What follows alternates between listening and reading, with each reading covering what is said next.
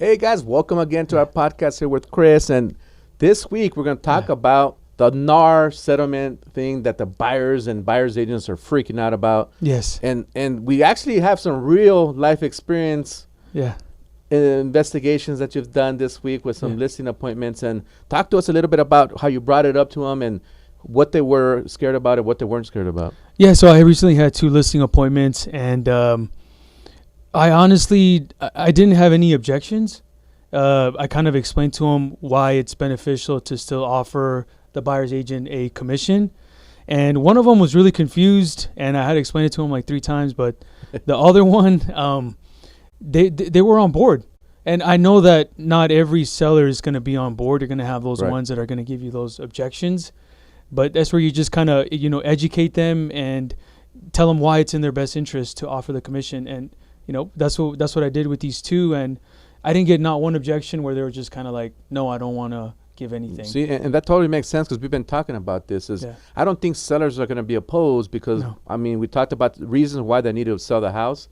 There's not many sellers that are willing to have the house sit right in the market for a long time. No. Just because they want to save themselves a few $1,000s. Right. Yeah, that's what I told, my client, the potential clients. I hope I lock them in, Right.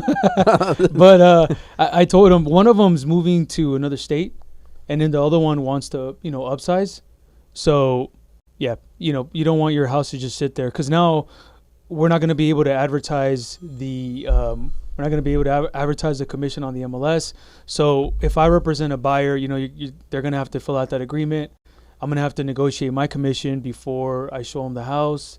Right. And then I'm going to call the listing agent directly and ask them if they're offering a commission. Some agents are already doing that. That's the way I would do it too. I wouldn't waste my time showing homes. I would call the listing agent ahead. So, my client's on board. Just make sure that you stay reasonable. Yes. When submitting the offer. So that's kind of what we're talking about is anybody that's going to be listing a home has to understand that has to be brought up front. Yes. And as long as they're on board up front, then when you start getting these calls from buyer's agents, then you're like, heck yeah, bring all your offers. Yes. Because my seller's really open for that. Yep. That's how it's going to happen, I think, on August 17th. Yep. Yeah, so we're ready. So honestly, guys, I don't think people should be freaking out, No. especially if you're a listing agent, because you have control up front. Oh, yeah. And you have the way that you're going to talk to your client to open up the door for the buyer's agents to be. Yeah. It's really going to be on the listing agent to really educate the seller and, kind of really emphasize why it's important to offer a commission.